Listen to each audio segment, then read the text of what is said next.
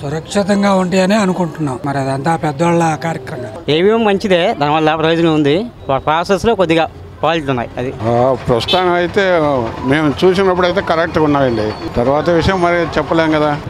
ఈవీఎంలోనా అది ట్రూగా చెప్పలేము. అది వివిపి స్లిప్లో ఉంటాయి కదా, అవి లెక్కేస్తే మేబీ యాక్టివేట్ చేయొచ్చు. ఈవీఎంలో ఉంటాయి ఉంటాయి ఈవీఎంలోనే ఉంటాయి. దేంట్లో ఉంటాయి? ఈవీఎంలోనే ఉంటాయి. సురక్షితంగా ఉంటాయి అనుకుంటున్నాం.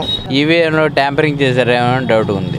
చిప్పులు పెట్టి ఏవో చేసి ఒక గుర్తుకేస్తే ఇంకో గుర్తు పడటం అట్లా జరిగినాయని అనుమానంగా ఉంది. యాడికి పోతాయి, యాడికి బాగా తెలిసిపోతాయండి. యాడికి ఉంటాయమ్మా, యాడికి బాగు ఉంటాయి. ఉండకుండా యాడికి వెళ్తే వేసి నేను ఉన్నాయి అనుకుంటున్నాను. ఉంటాయనే కదా, లాస్ట్ టైం కూడా 2014లో కూడా అవే చేసింది. దీనికి కూడా అవే ఉంటాయండి. కాదే ఓటు అదే ఒక పార్టీకి అయితే ఇంకో పార్టీకి వెళ్తుందని పుకార్లు వస్తున్నాయి. అంటే అడిగిపోతే ఏమి విషయం లేకుండా ఏం లేదు. మాకు కనపడింది కదా, మేము వేసిన ఓటు కంప్లీట్గా అక్కడ ఏమి చేసి ఆ సింబల్ కనపడుతుంది అక్కడ పక్కన ఉంటున్నాయి కదా.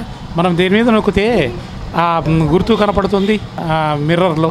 ఈవీఎంలో ఎటువంటి దోషం లేదని అనుకుంటున్నాం. నేను ఓటేసా ఏంటి, నేను దేనికి వేసానో ఈవీప్యాడ్లో కనపడింది. కన్ఫామ్గా గుర్తు ఓకే అయిన తర్వాత బయటకు వచ్చా. మా ఏరియాలో అయితే అలా పడలేదు.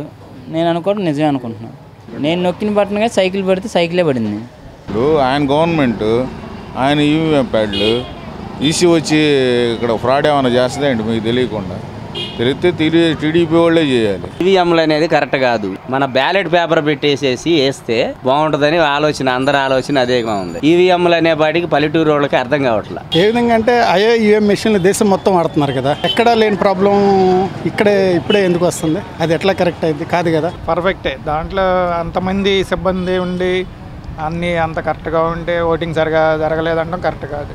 కరెక్ట్ కాదండి. అది ఇప్పుడు ఈవీఎంలు 2014లో పెట్టమంది ఆయనేగా, ఇప్పుడు వద్దంటే ఎట్లా? అదేం కాదు, అబద్ధం. ఆయన అపోహ. అది ఏదో జరిగిపోయింది, ఏదో ఇది అవుతుందని చెప్పి.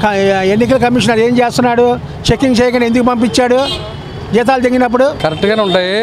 ఎందుకంటే వాళ్ళు గెలిచేటప్పుడు ఈవీఎంలు మంచి బాగానే పనిచేసినాయి. వాళ్ళ గవర్నమెంట్ వచ్చింది, 5 సంవత్సరాలు పరిపాలన చేశారు. ఇప్పుడు ఈవీఎంలు మంచివి కాదు, ఈవీఎంలు దొంగయి అని అనడం చాలా తప్పు. అది ఈ తప్ప అయితే ఓటింగ్ ఎలక్షన్ కొద్దిగా అనుమానంగానే ఉంది. ఎందుకంటే బ్యాలెట్ పేపర్లో అని చెప్పి చంద్రబాబు నాయుడు గారు చెప్పారు. అయినా కూడా వాళ్ళ రోజున ఈవీఎంలు తీసుకొచ్చి చేస్తున్నారు.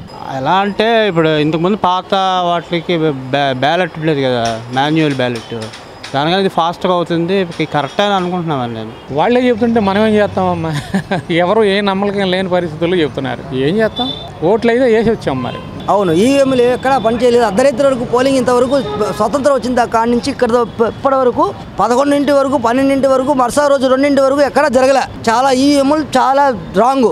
ఎలక్షన్స్ సరిగ్గా జరగలేదన్న, అక్కడికప్పుడు ఆగిపోయినాయి కదా, మిషన్ ఓటు నొక్కి ఆగిపోయినాయి. మేము వేసిన ఓటు ఉంటుందండి, మేము కరెక్ట్గానే వేసాం. మేము రెండింటికి ఆ టైం వేసాం. మా ఓటు వరకు ఉంటుంది. ఈ వీడియో గనుక మీకు నచ్చినట్లయితే లైక్ చేయండి, షేర్ చేయండి.